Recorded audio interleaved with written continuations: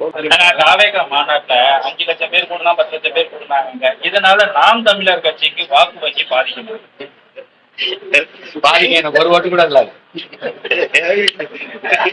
ஏன் இப்படி ஏதாவது அதுக்கு போகாதீங்க, அது விடுங்க. அது நான் இவருங்க பதர்களுக்குள்ள மணியை தேடல.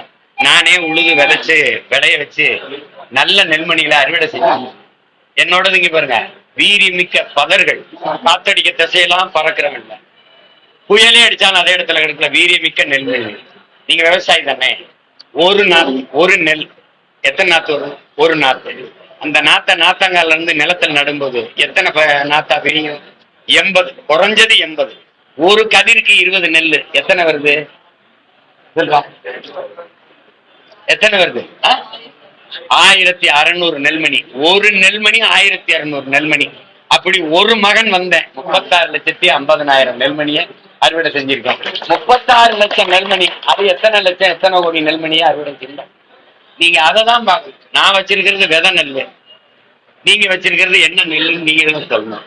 கூட்டத்தை பார்க்காதீங்க, கூட்டத்தை பார்க்காதீங்க. பிப்ரவரி 7ஆம் தேதி நான் ஒரு மாநாடு போடுவேன். யார் கூட்டம் பெருசா இருக்குன்னு பார்ப்போம். அன்னைக்கு மாநாடுங்கிறது இங்க பாருங்க, மாநாடுங்கிறது எப்படி நடத்துங்கிறதுக்கு இந்திய பெருநிலத்துக்கு ஒரு படிப்பினையை கொடுப்பேன். மாநாட்டுல ஒரு தலைவன் எப்படி உரை நிகழ்த்தணுங்கிறது ஒரு படிப்பினையை கொடுப்பான். மாநாடுனா என்னன்னு சொல்லுவான். புரியுதா உங்களுக்கு? அது கொஞ்ச நாள் தான் இருக்கு.